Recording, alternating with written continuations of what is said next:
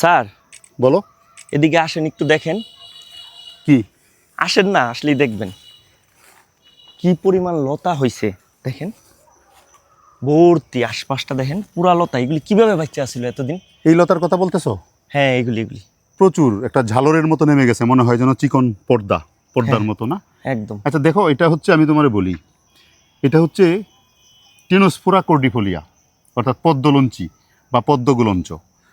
ভীষণ তিতা হয় এই লতাটা। বেয়ে কোনো কারণে এই যে বিশাল বৃক্ষের উপরে উঠে গেছিল, তারপরে এটা বৃক্ষকে যেহেতু ছেয়ে গেছে, কোনো কারণে নিচের গোড়াটা কেটে দিছে।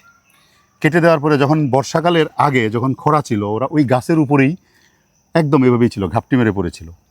যখনই হালকা একটু বৃষ্টির ছোঁয়া পাইছে, তখনই ওইখান থেকে এরা এই সুবিধাবাদী রুটগুলি এইখান থেকে নামিয়ে দিয়ে মাটিতে প্রবেশ করিয়ে দিয়ে এই যে দেখো মাটিতে শক্ত ও শক্ত আচ্ছা, এটা শক্ত পদ্মলঞ্চি।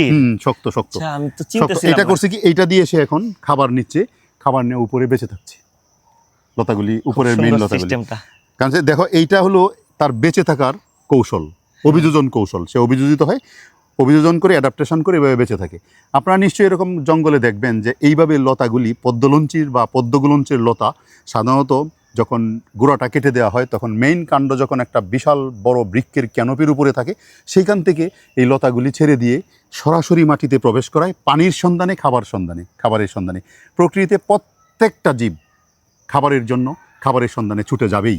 ঠিক তেমনি এই লতাটিও খাবারের জন্য, তার অস্তিত্ব টিকিয়ে রাখার জন্য সে উপরে অ্যাডাপ্টেশন করে টিকেছিল।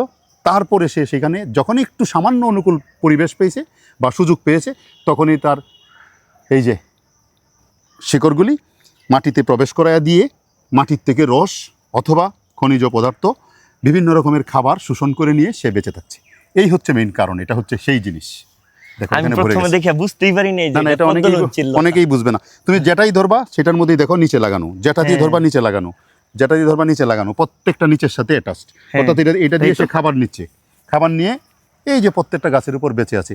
প্রকৃতিতে প্রত্যেকটা উদ্ভিদ, প্রত্যেকটা প্রাণী, এমনকি মানুষ, আপনার যদি আজকে এখানে খাবার না থাকে, তাহলে যেখানে খাবার আছে আপনি সেই খাবারের সন্ধানে সেখানে যাবেন, আপনাকে যেতে হবেই, বাধ্য আপনি যেতে। ঠিক উদ্ভিদ এবং প্রাণীরাও তাই করে।